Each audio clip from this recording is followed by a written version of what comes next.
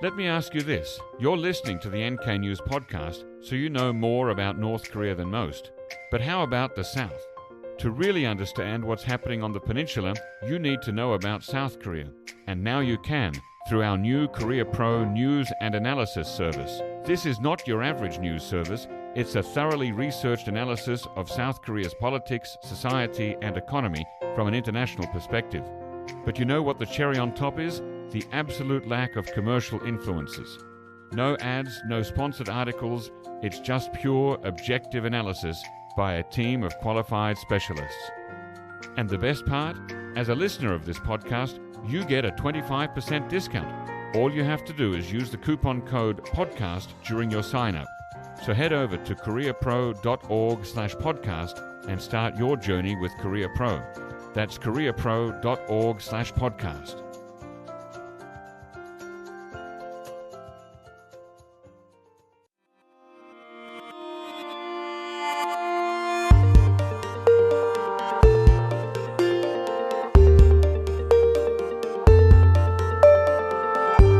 Hello, podcast listeners. Welcome to the NK News podcast. This intro is recorded on Tuesday, the 12th of September, 2023.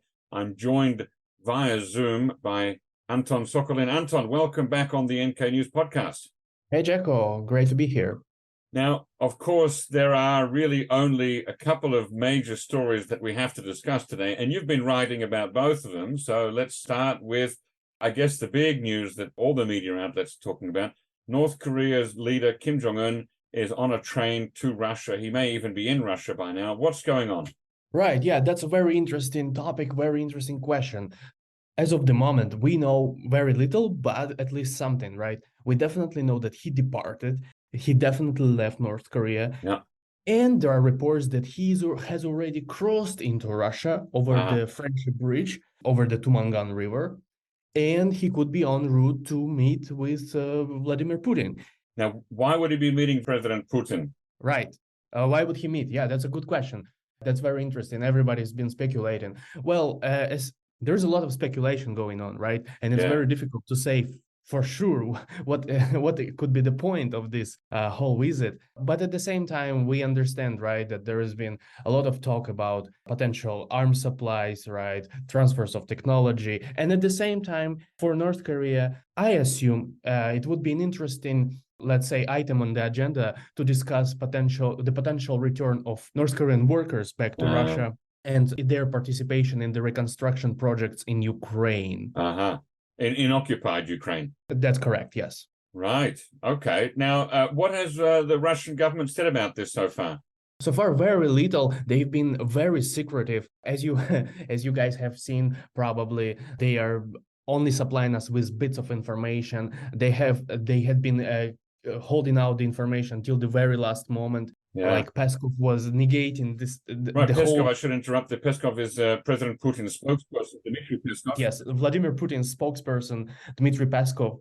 He basically denied any kind of reports about this visit, the potential visit. But at the same time, just a few hours later, they broke the news saying that, actually, Putin had invited Kim Jong Un to visit Russia. So they're being very secretive. There's very little credible information around. But I gotta say, the local media, Russian local media, has been speculating that since Putin is about to visit a Cosmodrome, right? So rocket launch pad located in the Amur region, a bit up north from Vladivostok, that Kim might be going there as well. Of course, there is no proof where we don't know for sure, but that talk is being going on around. And there is this East Economic Forum that happens, I think it's every year, happening in Vladivostok around this time. So the timing is interesting, isn't it? It is.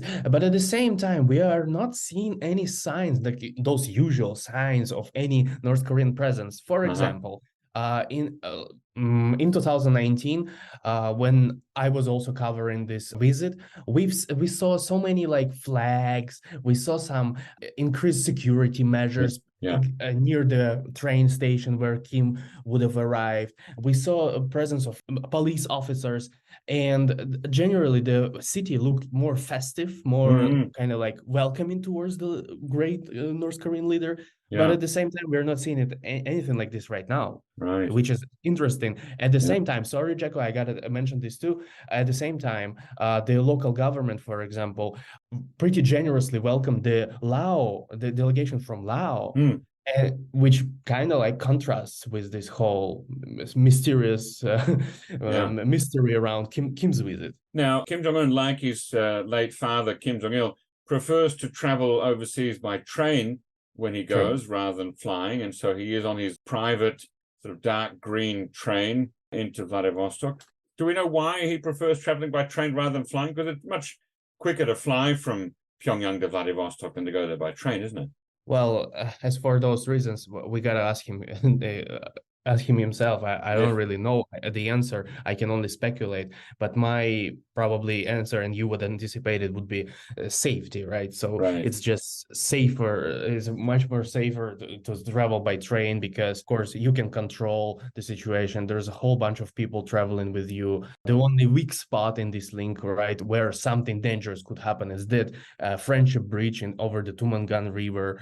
So everything is pretty much predictable. And I think that just reduces the overall risk of the whole operation. So that would be Yeah. just my view.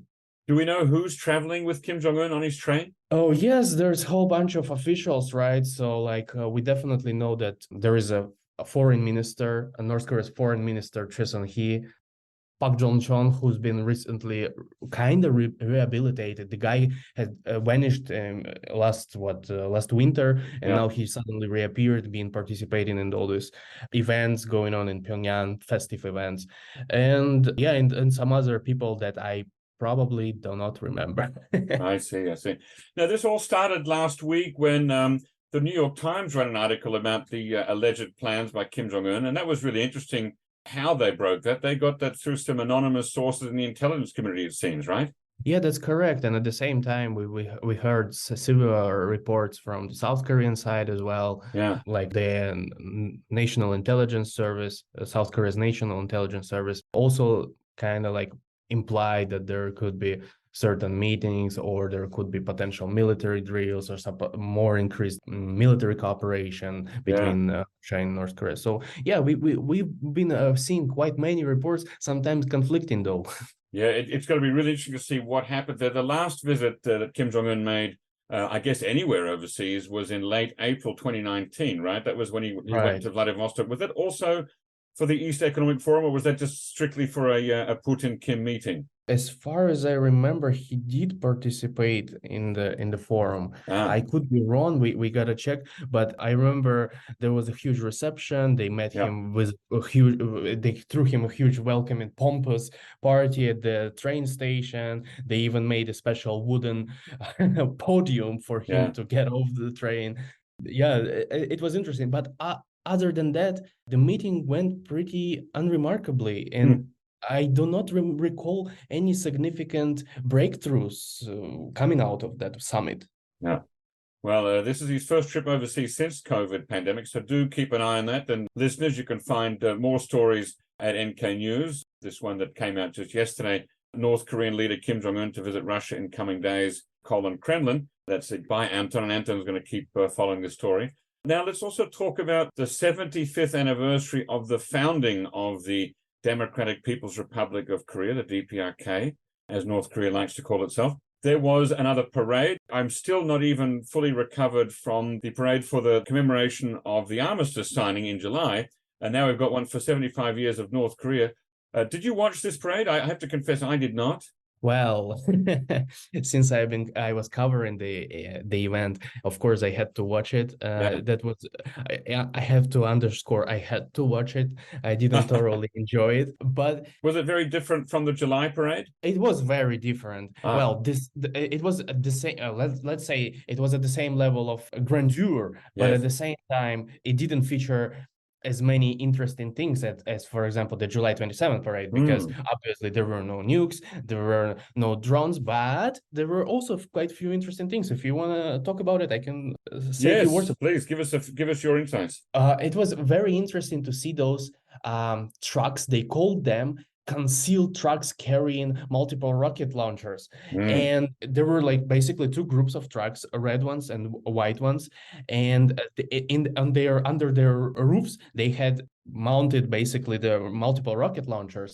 And that's a very interesting thing because it kind of highlights that these participants, who are largely worker peasant red guards, they have technological capacity to actually carry out pretty serious missions, right? Yeah. Offense missions, and it's interesting in itself because also it highlights that they are working on it and they are trying to implement those new techniques.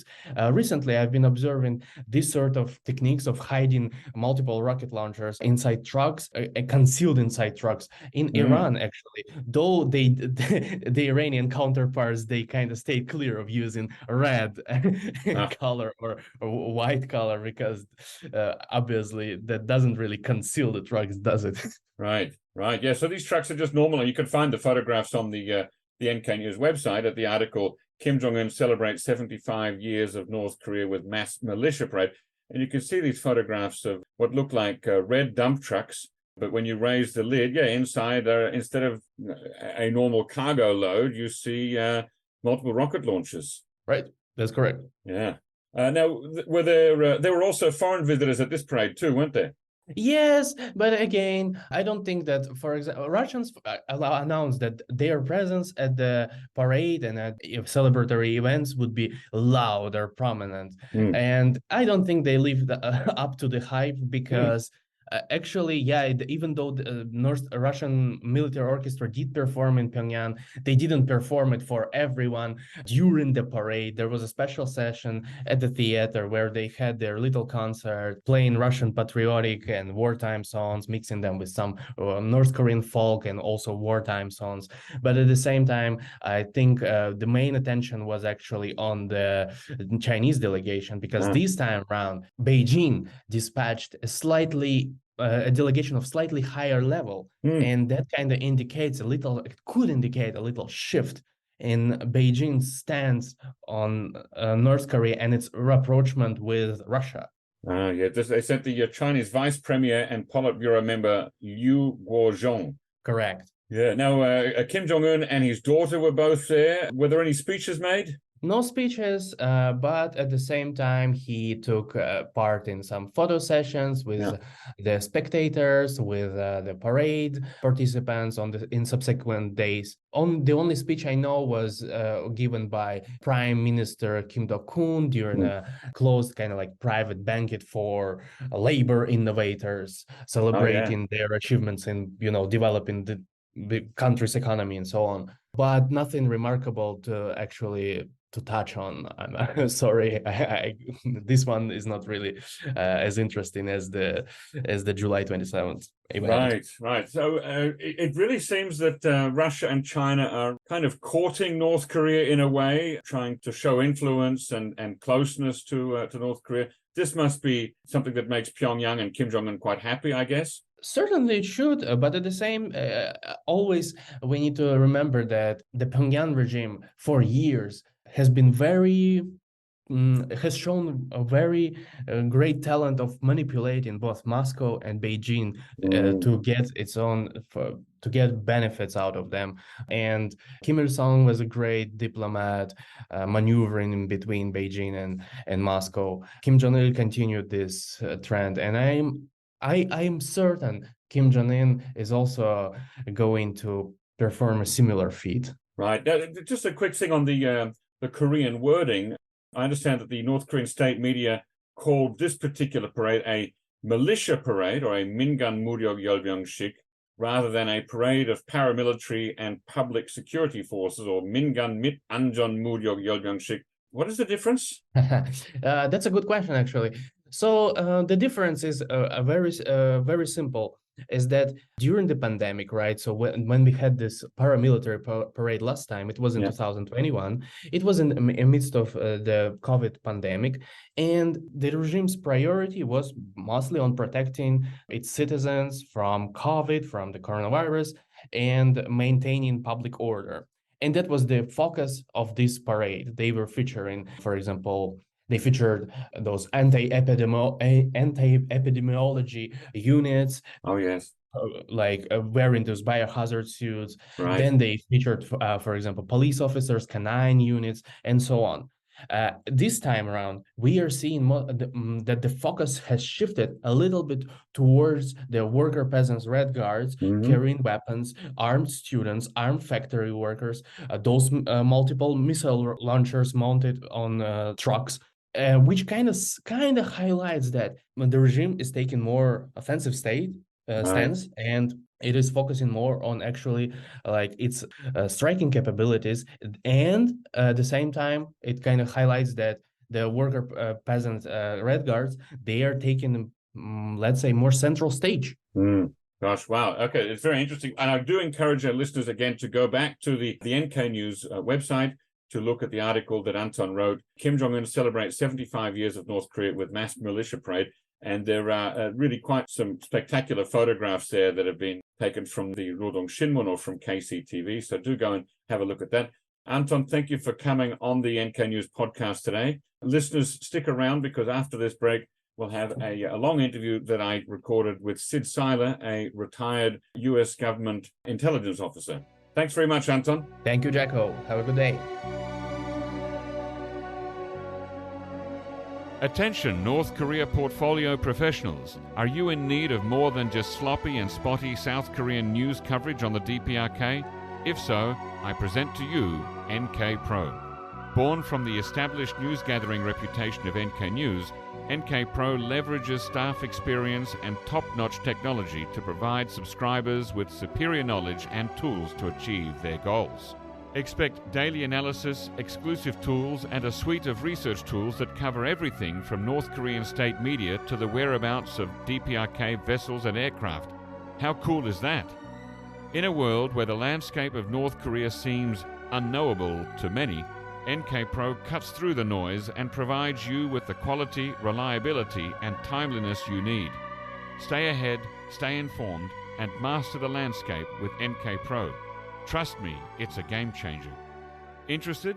Visit nknews.org/professionals to claim your free 30-day trial of NK Pro.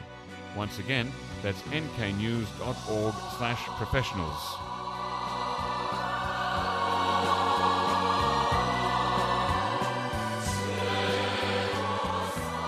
For our longer interview today, joining me via Zoom in the east of the United States is Mr. Sydney Seiler, now retired, but with over 42 years working in the US government on Korean Peninsula issues as a senior policymaker, senior negotiator, senior executive manager, and intelligence officer in almost every possible US military and civilian intelligence agency. You can find Sid on Twitter at Sid Siler. Welcome on the show, Sid. Thank you, Jacko, for inviting me, and thank you, listeners, for taking the time to at least click once on this podcast. I'm sure they won't regret it. Sid, looking through your resume, it seems that you have made a long march through the U.S. institutions of intelligence gathering and analysis. How would you sum it up? Very fortunate and blessed. It's a very non-traditional career that I chose. Certainly, there's not a lot of people like you. Now, you wrote a biography of Kim Ilsung, published in 1994, the year that he died, called Kim Ilsung, 1941 to 1948, The Creation of a Legend, The Building of a Regime. I confess that I've never been able to get a copy of this book, although not through lack of trying, so I haven't read it. Speaking as its author and looking back almost 30 years later, has it stood the test of time? I think it has. It was an interesting book in that it came out at the time when the book was built around a Soviet Korean. So somebody who was third generation by the time he's up in Khabarovsk with Kim Il-sung, just prior to liberation. He ends up finally becoming the head of the KPA operations department during the war. And so it was one of the first-hand kind of testimonies of somebody who was with Kim at the time. And so I compared it to other histories of Kim Il-sung, Baekbong, the North Korean history, of course, So Dae-suk's great work, Yep. Scalapino and Lee. And so it was it added to the scholarship at the time. It's no earth-moving conclusion, but the idea that, the Soviet Union set up Kim, and Kim from the very beginning did everything possible to try to establish some type of independence and sovereignty, well, nevertheless dependent on the Soviet Union. It really shaped North Korea's, I think, view of the outside world. And diplomacy writ large, how to manage relationships with great powers. And maybe I'll solve the problem of access by dusting it off and at least trying to get a Kindle version up in the first few That months would be of great. Yes, I time. was actually about to ask you whether now that you're retired, you want to go back and write a supplementary chapter or update it, and then release a Kindle version. So that would be a very good thing. I might consider it. From 1995 till 2002, you worked at the Foreign Broadcast Information Service. Not a lot of people have heard about the FBIS. What did FBIS do, and what is it called now?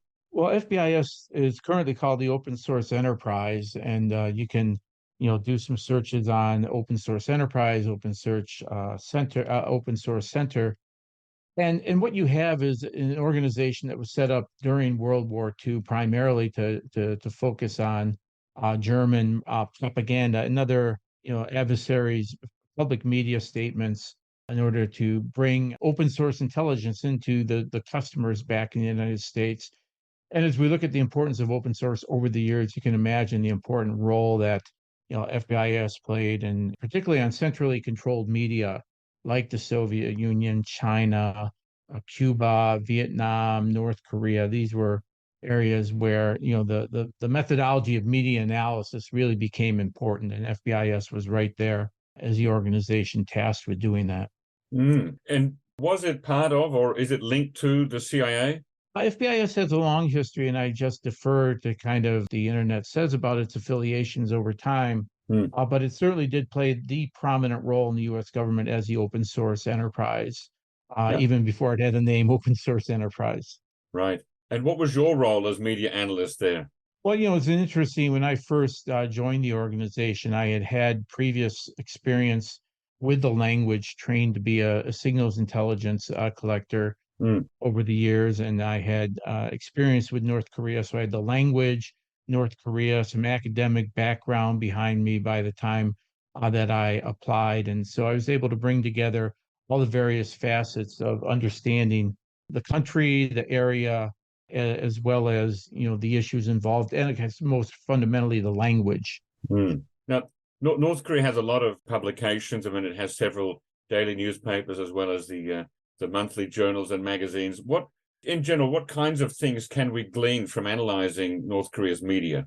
Jack, that's a really great question, because a lot of people have taken shots at this. It requires a lot of work, a lot of effort, because it involves looking at expressions, authority levels over time in terms of what type of messaging the regime is putting out, what is domestically oriented, what is externally oriented. And just if you start from the understanding that its number one goal is to project an image, may be true, it may be a distortion of the truth. I like to use semi-Potemkin a lot with North Korea, because when you strip back the layers, you see a little bit of a kernel of truth. You see a lot of exaggeration, histrionics, threats that never come into play. And so I do believe that sustained following of North Korean media, even in its externally oriented propaganda, can provide you a really good insight into North Korea's at least professed thinking on issues and what type of image they're trying to project to the outside audience. Okay, so that's a good start. You were doing that for 7 years, according to your resume, and then you moved into the CIA, where you held 3 different positions in the George W. Bush years. Generally speaking, what is the role of the Central Intelligence Agency in South Korea? Well, I mean, the role of the Central Intelligence Community writ large is broadly broken into the operational work that the Directorate of Operations conducts, the analytic work of the Directorate of Analysis, what used to be called the Directorate of Intelligence, and of course, a lot of other functions in the science and technology realm, the digital realm, as well as the support mechanisms that you would expect. So there's an element of collection and there's an element of analysis. And the CIA, there's 18 or so intelligence organizations in the U.S. government. 18. Wow. Right. And that includes a lot of intelligence officers that are dedicated to and support organizations to which they're affiliated, like State Department's Intelligence and Research Office, which supports State Department, the Defense Intelligence Agency, primary customers, as you would imagine, Department of Defense and Joint Chiefs of Staff, Treasury, Department of Energy, Department of Homeland Security. CIA is the one organization that stands alone and directly reports its director, not so much as a co-equal with the ODNI. The ODNI does integrate and oversee the intelligence community. The CIA is front and center, particularly in providing executive analytic support, collection and analysis for the key policymakers, the president, national security advisor, and of course, department directors, department and agency directors across government. Okay, now the CIA has a long and storied history in South Korea, going back to the Korean War, when I think one of its early offices was set up by Jack Singlov in the Traymore Hotel, which is the now called the Chungjong Apartment, still stands in downtown Seoul, just a couple of blocks from where I live. I wonder if you could dispel some of the myths and rumors around the CIA in Korea. There are Koreans from the 1980s demonstration movement who see the dark hand of the CIA in every anti-democracy plot. And I've also heard people on the left accuse North Korean defectors of being funded by the CIA to spread misinformation about the North. Well, let me just say, I mean, conspiracy theories are fun, aren't they? I remember one part of my career was involved with looking at translations about allegations and speculations. And at the end of the day, you have a professional intelligence organization that's out there. You've got the Republic of Korea as a close ally, and the amount of people who are willing to not so much defend North Korea, as it were, but we're to question U.S. motives and intentions. There's just too many to address to really completely answer that question to anybody's satisfaction. And even if you try, people won't be convinced. Fair enough. During your time with the CIA in Korea, what was the level of collaboration across the 18 U.S. intelligence agencies and organizations that you mentioned? Was it good? The challenge of collaboration is one of the reasons, integrating these various collectors and analytic efforts and making sure that we're addressing the key intelligence requirements that are levied on the community, starting from the president on down. And that's why in 2006, 2005, the Office of the Director of National Intelligence was stood up so that it could begin to integrate those organizations. And it was interesting. If we look at over time, the history of the evolution of IT capabilities, the ability of video conferences, ability to communicate in various ways. I've seen a real gradual improvement and institutionalization of collaboration among those agencies. So, as it sounds like a large number of agencies and large numbers of officers, the collaboration between these offices is greater than it's ever been. And that allows you, as one would suspect, to, look at targets, hard targets. North Korea, not surprisingly, is one of them, and come up with creative approaches in order to kind of integrate all the various capabilities that various intelligence disciplines, as we call them, signals intelligence, geospatial intelligence, open source intelligence, human intelligence, to be able to integrate all those is the job of the ODNI, and it works really well, I believe. I think as you look at the degree of collaboration that these habits of collaboration that have been introduced, particularly with the standing up of the Office of the DNI. As I look back over the last couple of decades, there's been great progress in this arena. Would you say that you've seen personal rivalries or enmities trip up this collaboration sometimes? I don't really think so. The way that the community is integrated and the checks and balances and the number of people, I really do believe we're in a profession where people take pride in their work, and maybe they'll say, human intelligence is the best. Well, up at NSA, you might hear signals intelligence is the best, or open source enterprise officers might tell you why you can understand everything through open source. That type of pride and profession is to be understood. But I don't, over the course of my 40-some years, I don't recall our efforts against an issue, against the target, either on the collection or analytics side, ever having been impeded because of some bureaucratic maneuvering or efforts to undermine a counterpart. And I'm also wondering about collaboration between US and Korean agencies. Part of your time with the CIA was during the Roh Moo-hyun administration in South Korea. Was that a difficult time for intel sharing? And to what extent does intel cooperation and sharing between the United States and the Republic of Korea go up or down depending on who is president? Well, I think what's most important is, every leader and the political officials that they bring into positions to run agencies, departments, and ministries come in with preconceived notions, in this case of North Korea, the nature of the regime, its objectives, the potential benefits to be had from engaging, the need at times to emphasize deterrence. What's the mix of carrots and sticks that should be used in approaching a counterpart? How do you meet your bases and your support base, whether you're on the progressive or conservative side? There are expectations of your North Korea policy. People in those positions come with preconceived notions, and then they come into contact with the intelligence, either the intelligence that we're collecting or the intelligence that we're analyzing, and that is impacting their thoughts, and they all have potential inclination to interpret it in a certain way, et cetera.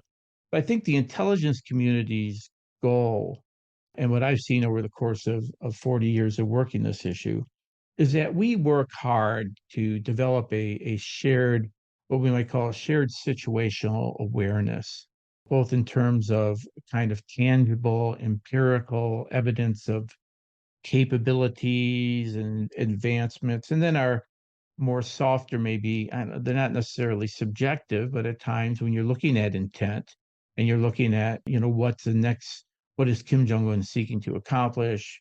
Was Kim Jong Il ever serious about negotiations in the six-party talks when we entered into the going back to 1994, the very agreed framework itself?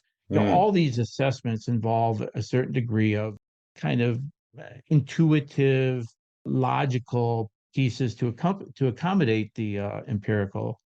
And there are going to be differences of opinion, but at least when you're sitting and talking and sharing these observations, and you understand why your counterpart may be thinking this way about why now is the time to pursue policy A, policy B, policy C.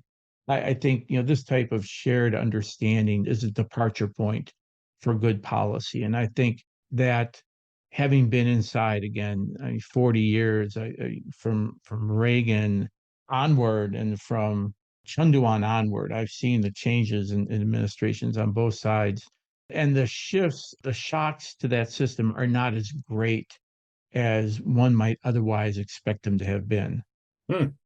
Okay, so to come back to the original question, that then when you were there during the Roh Moo-hyun administration, U.S.-Korea collaboration was actually pretty much the same as it was through other presidencies. I mean, there were differences in perceptions of the North. There was, debates over how confident we were in intelligence assessments of North Korea. Because remember, where we found ourselves during that time period was in the aftermath of a collapse of the agreed framework. Yeah. Following the October 2002 visit of Assistant Secretary Jim Kelly to Pyongyang to confront them on their U.S. assessments that North Korea was pursuing a production scale uranium enrichment program for weapons use. And of course, from that point onward, you have the debate, was it worth walking away from the agreed framework? Should we try to have engaged? And there's a lot of fiction around, what took place during Jim Kelly's visit, and then whether North Korea was ever serious about picking up the pieces after we found out about the uranium enrichment program. And so there was during that time period uncertainties, debates, questions about, at the time we used to hear the expression, it's the plutonium, stupid. In other words, you get the plutonium deal, you can ignore the highly enriched uranium deal because it wasn't quite clear what it was at the time. So you had those differences of opinion. Those were really, two observations. One, those were tactical differences of opinion that, as time went on, disappeared. And second of all, the consistency in North Korea's behavior. There was never a time when our policy towards North Korea or our approach to the dialogue was impacted by either an erroneous assessment on the intelligence side or uncertainty or differences of opinion. It's really been Pyongyang that repeatedly chooses its nuclear program over improved relations with the U.S., over improved relations with the South. In a word, what's your assessment? Was North Korea ever serious about the agreed framework and the six-party talks? My own sense after the fact is that diplomacy from the very beginning has been primarily designed to buy time for the program to get to where it has been today. Did they have a master timeline that would have said, 2006, we'll have our first nuclear test.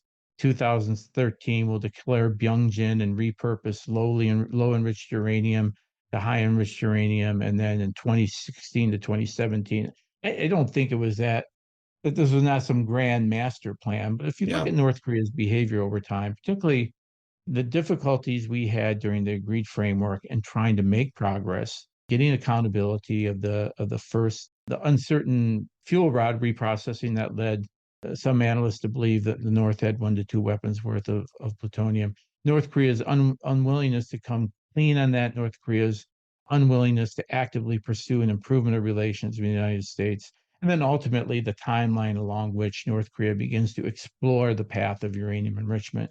I had the intellectual integrity, I hope, to say I might be convinced otherwise, maybe in the 94, 95, 96 time period. And don't get me wrong, I'm sure that our outstanding negotiators met with some diplomats on the DPRK side who were really interested in the potential path for an open and new relationship with the United States. But that doesn't seem to have been ever, the goal of North Korea's diplomacy. And as you look at how over the years Kang Suk-chu, Kim Gae-kwon, Choi Sun-hee, these kind of leaders and heroes, as they were, of North Korea's diplomacy towards the United States, they were all held high for their accomplishments, not in making a breakthrough with Washington, but rather buying the time and creating the diplomatic environment necessary to allow North Korea to progressively and methodically advance its nuclear missile capabilities. Yes, I see. Okay. Coming back to your career, so in 2006, the year of the first North Korean nuclear test, you joined the Office of the Director of National Intelligence, which you talked about before, about its role in coordinating analysis and intel from different agencies. And then in 2011, you went to the National Security Council. You became National Security Council Staff Director for Korea in the White House. Was this move a jump from analysis into policy making, or at least policy advice? Essentially, the interesting thing about the Office of the Director of National Intelligence is because of its integrating and overseeing role, it's the one intelligence community with some of the closest ties to policy. Mm-hmm. And it just happened to be at the time, when I moved there in 2006, together with Joe Detrani, just a great, outstanding intelligence officer, a diplomat. He served as special envoy for six-party talks, as I would later. And we stood up the office together. From the very beginning, we were very aggressively involved, actively involved on the policy side. And you think about what happened that time. You had the nuclear test, but perhaps even more importantly, you had progress under the first and second initial action plans from the six-party talks that were built on the 2005 September 19th joint statement. So with Sung Kim and Chris Hill out there negotiating, we had the destruction of the cooling tower, we had the handing over of records, we had an initial declaration on North Korea's side, and then we had the continuing discussions about highly enriched uranium and how important was it? Did we need, how could we get it in there? How could we verify? There was a lot of integrated work between the ODNI North Korea Mission Manager Office and the White House and State Department, Department of Energy, Department of Defense. And so that type of, even though I was still wearing the intelligence community hat, my first foray into the deep policy making and the negotiations, that eventually, with following the change of administrations and 2 years serving, the first 2 years of the Obama administration serving in the IC hat, then I moved down to the NSC. Is that common that people in the intelligence community end up helping to shape and direct policy on North Korea? So if you look at the history of NSC officers over time, like Sumi Terry, who's well known to the Yep. outside world for her current great work on North Korea, and Sumi has that CIA background, spent some time at the NSC. So there are a handful. I had also the blessing of being involved in negotiations with North Korea at a time when we were actually talking, so that that made it, there was a little bit of that dimension to it. But the value of such assignment is so great because, first of all, it allows you to see how foreign policy decisions are made and implemented, unlike any international relations textbook you'll ever read, right? And you understand the dynamics of people, relationships, bureaucracies, interests, views, etc. And in addition to understanding how that works, so if you're a foreign policy analyst, you can consider that when you look at how North Korea may be making decisions. What are the similarities? What are the differences? But perhaps more important, you see intelligence used and digested. What is it that works? How do you get the right product, accurate, high quality, relevant, and timely, so that it's in the policymaker's hand at a time when a decision has to be made? And that's a very valuable lesson to have been learned during my time there at the NSC. I'm wondering, how important is it that policy making on North Korean issues be led by people like yourself who have a thorough and long-term understanding of Korea and a facility with the Korean language? It's crucial. And as I look at the history going back, at least who I knew, like Victor Cha, I remember when Victor was the Asia director. Mm-hmm. We have a system in which you have some real deep expertise of the type you just talked about, feeding at the director level, even at the senior director level.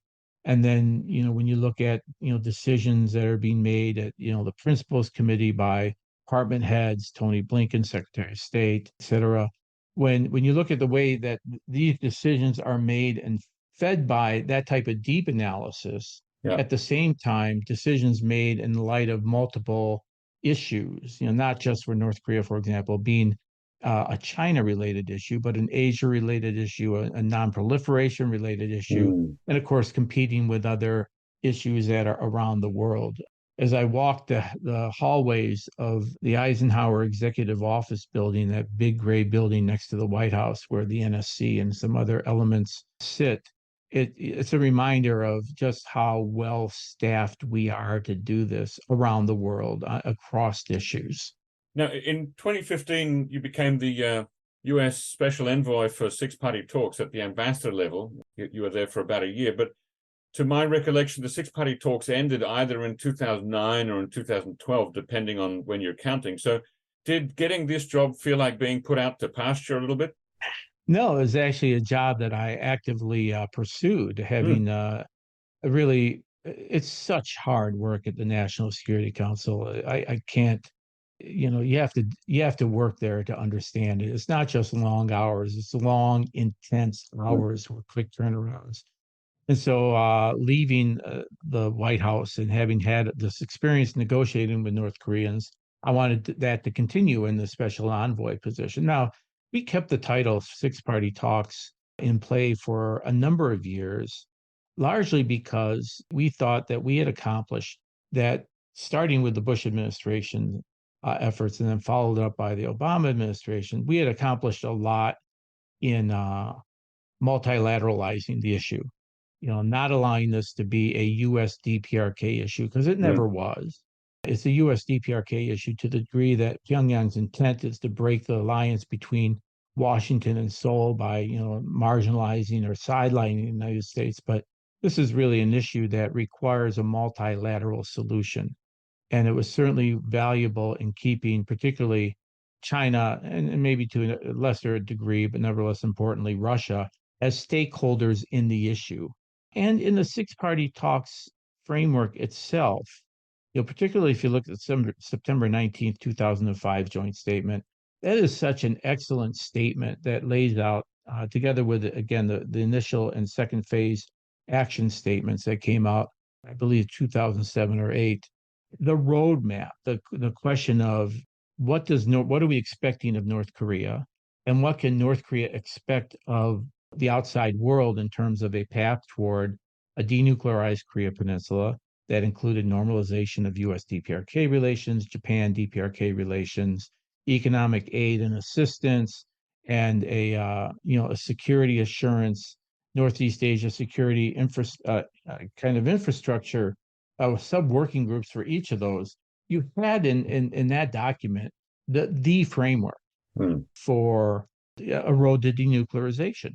So when I heard people later on say North Korea doesn't know what denuclearization is, that we have different definitions, we only have different definitions to the degree that North Korea believes that denuclearization on the peninsula, that they are the problem. And again, that we had a commitment, at least diplomatically, rhetorically, at least from China, from Russia. We never gave up on denuclearization. So there's a value in keeping the six-party talks framework in mind. And we didn't do so in a naive denial of what happened either in 2008 in terms of not being able to get the verification necessary to move forward on uranium enrichment, or the 2009 nuclear test, or the 2013. We were very realistic about what happened, but the Obama administration, in spite of accusations that had some type of strategic patience approach, worked very hard, even after those setbacks with a leap day understanding, the Byungjin Declaration in 2013, up to the end. The Obama administration left open the door for dialogue and pursued it. And so was there a hope or an expectation at the time that you were the U.S. Special Envoy that the six-party talks might be revived again? Well, our goal at the time was to bring DPRK back to the table and to work, with China toward that end. And there was a lot of robust diplomacy in that 2014, 2015 time period toward that end. Ultimately, North Korea, 2013 was a rather definitive declaration that North Korea had a single focus on expanding its nuclear weapons program. You could argue even in 2008 they had declared the six-party talks dead, denuclearization dead, and the leap day understanding was doomed to failure. But that's just evidence not of some naivete, but rather it's evidence of how administration after administration, up to and including the Trump administration, have made a real sincere run at trying to find a diplomatic path towards denuclearization, a diplomatic path towards transforming DPRK, letting it come out of its isolation, helping to integrate it into the international community, and administration after administration has been ignored by North Korea. Now, during that time, you were also in charge of the New York channel for dialogue with North Korea. What can you say about the role and the usefulness and the limitations of that New York channel? So I like to quip that with North Korea, the channel is never the problem. You are always talking to the right person. No matter who that person is. Right. Because that is the person that Kim Jong Un, and before him Kim Jong Il, has decided will sit in front of you. Yeah. For whatever purpose it is that they have.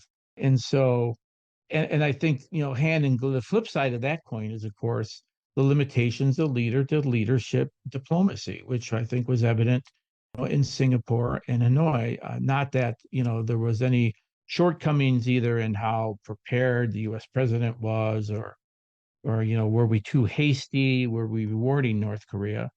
But, for years we had heard, if only the leaders could talk, that we could have some breakthrough in understanding. Indeed, the leaders talked, and there was no such breakthrough. So when North Korea wants to talk, it's easy for them to talk. And, it can be in New York, it can be in third country, it can be in a track 1.5, it can be, in Pyongyang itself. And when they're serious, you will have a serious interlocutor. And when they're not, it doesn't really matter who your interlocutor is. What do you think it's like being a North Korean diplomat in New York? Well, these are talented men and women who, in spite of their orientation and the outcomes we usually have in terms of the diplomacy itself, really do a good job in representing their country, the DPRK. They are there for that purpose. And when you understand the purpose of diplomacy for North Korea as I've spoken to earlier, is very different than what diplomacy we would hope diplomacy. Why we can't sit down and have a win-win conversation about a better world for the both of us. It's just North Korea's goals of diplomacy are different. And so for the challenge of the North Korean diplomat is to faithfully represent their home countries, home capitals' interests and directives and carry that message forward. It's, on the other hand, difficult for them because I don't think there's many sympathizers left who see North Korea as a poor, simply misunderstood country that if we would just sit down and talk, somehow we can make some magical breakthrough. So these are professionals in a very demanding and difficult job. So in that regard, on a personal level, I'm inclined to have a little bit of respect for them. Mm-hmm. Now, in 2016, the year that Donald Trump became president, you jumped ship and joined you became senior defense intelligence expert for North Korea at U.S. Forces Korea. That was, I guess, moving from the civilian intelligence community into the military intelligence community. Was there a difference in work culture? Did you have to get used to a new way of doing things? Oh, very much so. And in a good way. I mean, intelligence is a single term that applies to so many different things in terms of how we do different collection, analysis. And of course, the purpose of the intelligence that we're providing is it trying to bring down a terrorist organization, stop a bombing, warn of a North Korea attack, talk about what the recent Central Military Commission meeting met, everything from the very tactical to the very strategic. And that all comes together in U.S. Forces Korea because, even if it had not been for the missile a month madness of 2016 to 2017, the battle rhythm, as we so affectionately call it, in other words, the day-to-day grind of what you do, that 7 o'clock, that 8 a.m. briefing that you give, that you do a rehearsal for at 6:30, that you do a lower level rehearsal for at 4:30, that you come to work at 3 o'clock. This type of battle rhythm is something that in the fit to fight tonight, ethos of the U.S. Forces Korea, the J2 Intelligence Directorate is like right at the center of it. Wow. And having been there again for the missile launches of 2016 and 2017, first of all, working with the outstanding missile analysts we had in the office there, understanding the performance of the missiles, the surprise, and how to get that quickest information out to the commander, out to customers back in Washington. And then, of course, as we looked at how we were responding to North Korea's accelerated misbehavior, a lot of discussions going on across what we call the defense intelligence enterprise. So it was really interesting to be in a senior analytic position as the senior analyst for the command at such a dynamic time. It also allowed me to be the briefer for many of the congressional delegations, foreign dignitaries, senior officials, defense and non-defense from the United States, and help shape our understanding of what was actually going on at the time. In very briefly, in 2017, during that period of fire and fury and the talk of buttons and bloody nose strikes, how close were we to things getting really hot here in South Korea? All I can say is nobody I knew sent their dependents home. And, I first arrived in Korea in 1982 in April. Yeah. And I remember at the time being told, Kim Jong-il has promised his father, Kim Ilsung, that for his 70th birthday, he would reunify the peninsula.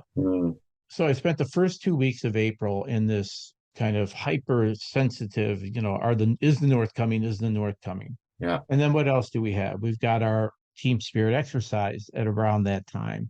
And then we got North Korea's own winter training cycle. It's their million-man forces always. You don't hear about it often, but their million-man force is out there doing training as well. And I was in Korea for the Burma bomb blast and the Korean Airlines shoot down. A lot of periods where we thought, that we were going to war. And what's true actually is that, the U.S. and its position there on the peninsula is so crucial to maintaining peace and stability. North Korea knows that any, over-the-top actions would be met with rapid response by Combined Forces Command, and the U.S. is fully behind the defense of the Republic of Korea. And so, over 4 decades, getting a sense of learning how to read the propaganda, the threats, the warnings, my button's bigger than your buttons, where I turn Seoul into a sea of fire. Mhm. There was nothing, the missile launches were strategically distressing in terms of their frequency and the Mm. success that North Korea was having. But it never appeared that, we were on a developmental cycle that was going to culminate in anything other than some type of pivot to diplomacy. In the middle of 2017, I started to think about the Winter Olympics. Mm. And I said, this is going to be the ideal opportunity for North Korea to pivot to a charm offensive Ah. to undermine all of the pressure and sanctions that had been building up over time, particularly with Russia and China siding with us in the Security Council, and that a pivot to diplomacy was the logical next step of North Korea. And that's exactly what happened. Wow. Did you put that down in writing somewhere and lock it up in a bank vault to pull out later on? Oh yeah, absolutely. And then not only that, once 2018 began to get underway, as you know, in the March, we hear from the director of the National Security Office that he's been in and out of Pyongyang, and Kim Jong Un has rearticulated a commitment to denuclearization of the whole Korean Peninsula. And if we didn't face any military threat, and if our system was guaranteed we wouldn't need a single nuclear weapon, Yeah. in no way a formula should be interpreted as Kim Jong Un has agreed to denuclearize. I gave it about a year because if you look at the history of these types of charm offenses, high level north south talks in the 91, 92 time period, Kim Dae-jung, other periods where there's been this thawing and these historic documents that are pieces of paper, pieces of scrap paper, pulled out for propaganda purposes later, and accusations of failure to live up to this declaration or that joint statement. It was clear that what was transpiring in 2018 would be a short-lived charm offensive. And by the end of 2018, we already saw North Korea losing interest in working with the Moon Jae-in administration. They couldn't say no to Hanoi. Mm. They had to take the invitation to come to the DMZ, but by the end of 2019, it was over for DPRK's engagement with the U.S.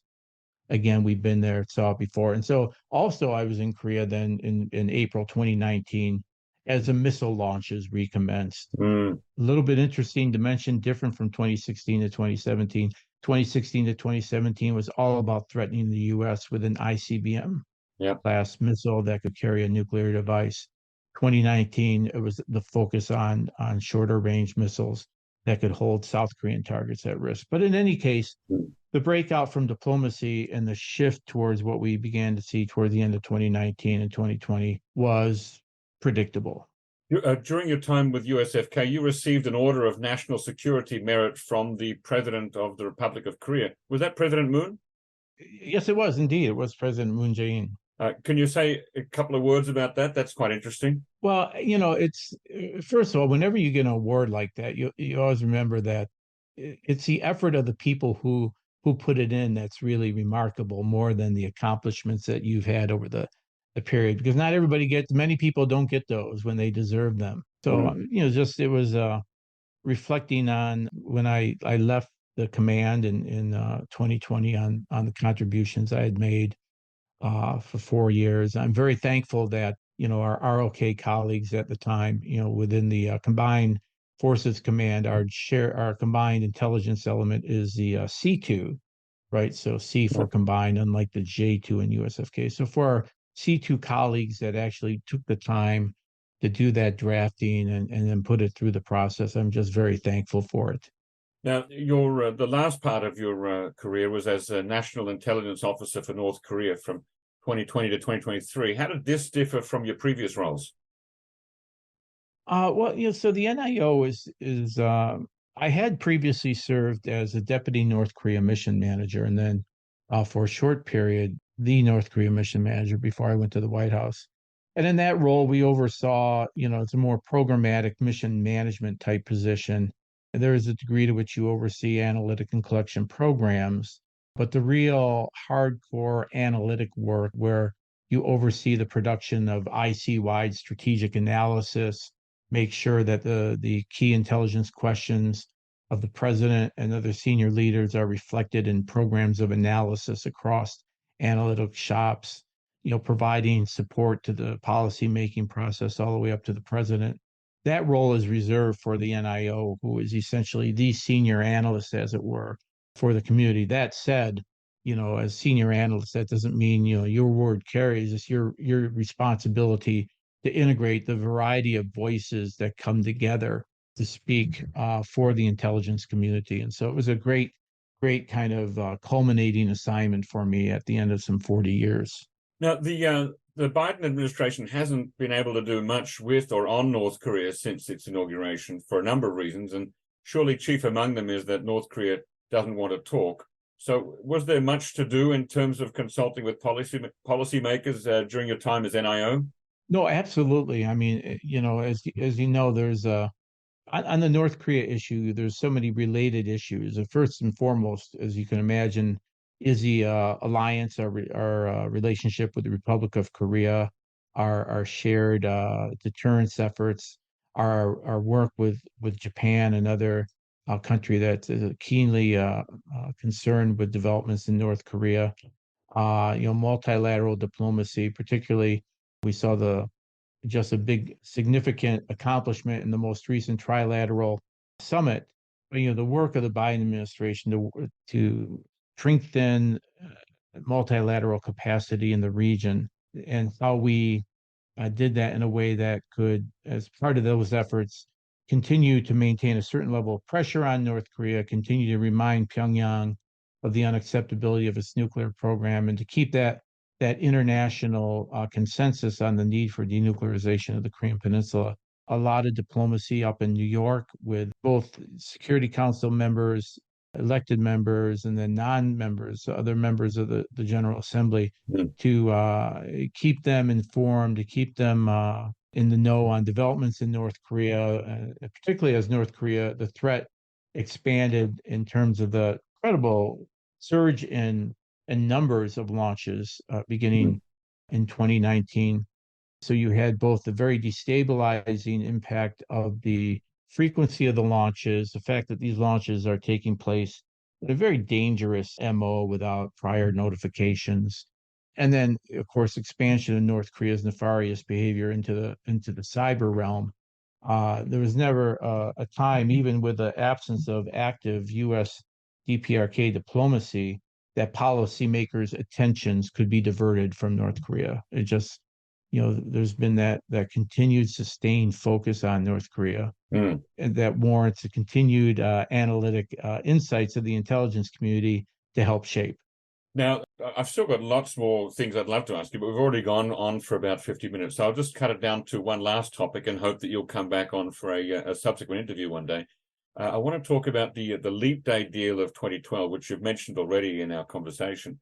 I'm wondering what lessons were learned or were not learned from that experience. This is something, a deal that was struck in the early days of Kim Jong Un's time as leader of North Korea, which was a time of uncertainty, but also potential instability or risk on both sides. Was it a missed opportunity in your eyes? How do you look back on that? So, I was directly involved as the White House representative to those talks. The late Steve Bosworth opened them up in July of 2011. We had another meeting in the fall in Geneva, and then finally we had the culminating meeting in Beijing in 2012. And the Leap Day understanding was an effort to, the whole approach was an effort to try to meet North Korea at its level. I remember early in the early years of the Bush administration, there was a bit of a debate between non-proliferation experts who had a very well time-tested approach to such negotiations, particularly as they took place with the Soviet Union, later Russia, and the regional experts, the Asia experts, who said, what you have to do in negotiations, you come to broad understandings, you build trust, and then once you build trust, then you can begin to get into the details and iron out the details as time goes on. Yeah. And so I had a discussion with our North Korean interlocutors that elements of it actually showed up in DPRK media, that, the idea that we could have leaps and bounds in potentially building confidence, some bold confidence building measures, particularly as Kim Jong Un was exploring what direction he wanted to take the country, having just assumed power. And North Korea came back and essentially said, "Okay, we understand it. Let's. What do you have to offer?" We put 240,000 metric tons of nutritional assistance on the table. We talked about U.S. companies that were interested in going into North Korea, and just how we could build a new path forward in the U.S. DPRK realm, while at the same time using the Leap Day understanding as a launching board to go back to Dalyutai, to go back to six-party talks. The 6-day Leap Day understanding was not to be the departure point for U.S. DPRK negotiations, Leap Day understanding to the next level, but that we would go back to Dalyutai and we would address the hard issues like, HEU, et cetera. And there was some response from our interlocutors, again, when they approached us so early in 2012 after Kim Jong Un had taken power after his father's death. There was no way in which we were naive enough to say something as simplistic as, "Oh, he was educated in Switzerland, so he must be a progressive thinker, so there's going to be a new different North Korea."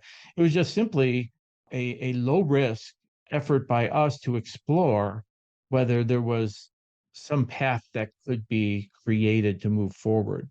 When North Korea told us 2 or 3 weeks later that they planned on conducting a Taepodong launch that would violate the agreement that we had on missile launches being suspended, it was clear that they were not yet committed to the denuclearization process. I would add, though, after that it was, we still kept very robust diplomacy following the April 13th, 2012 Taepodong launch. We tried to pick up the pieces. We wanted to move forward. North Korea came back and said, "Well, we don't know if President Obama will be around." And then after President Obama is reelected, rather than picking up where we had left off, we have another Taepodong launch in December of 2012, I'm sorry. And then, of course, the nuclear test, Byungjin Declaration, the unraveling of it all in 2013 as the North decided to go down a different path.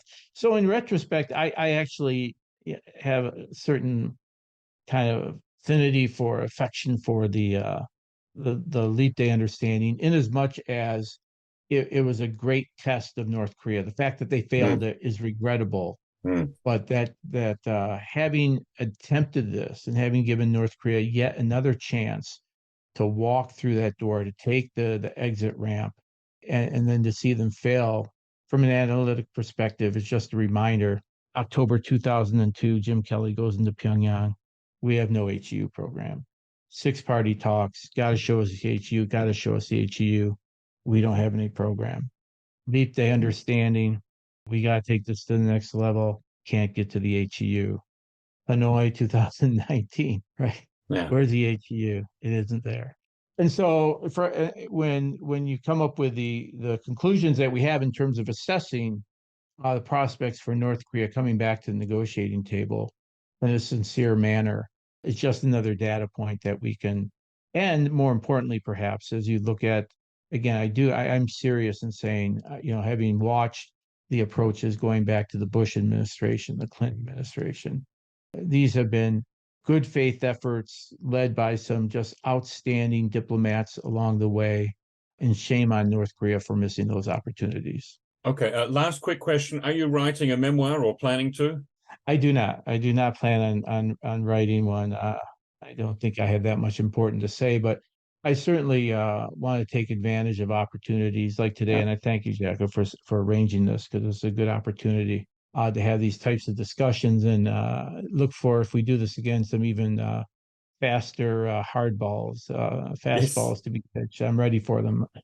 Oh, great. Well, I do thank you very much for coming on the NK News podcast today, Sid Siler, and I do want to invite you back on, because I've still got more questions here to go on with. So thanks again, and hope to talk to you again soon. Thanks so much.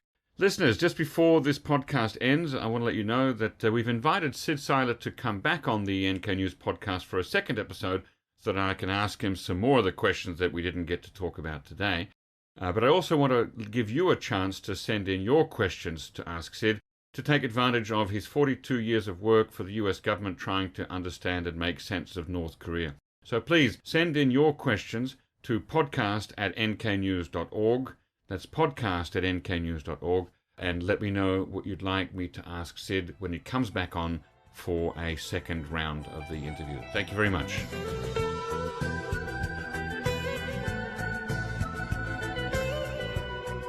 Imagine having the most wide-ranging news, analysis, and opinion on North Korea at your fingertips. Sounds great, right? Well, it's possible with NK News. They publish a truly diverse selection of unique articles every business day and provide you with valuable newsletters and alerts. Opinion writers and journalists include regular podcast guests like Andrei Lankov, Jongmin Kim, Chad O'Carroll, Colin Zwerko, Niels Weisenzer, Peter Ward, and Shreyas Reddy. And because I know you'll love the product as much as I do, here's something special for you. Use the code PODCAST to get a $100 discount on your subscription. Redeem this podcast-only special today by visiting nknews.org/discount. That's nknews.org/discount. So what are you waiting for? Sign up for NK News today and get ahead of the headlines on North Korea.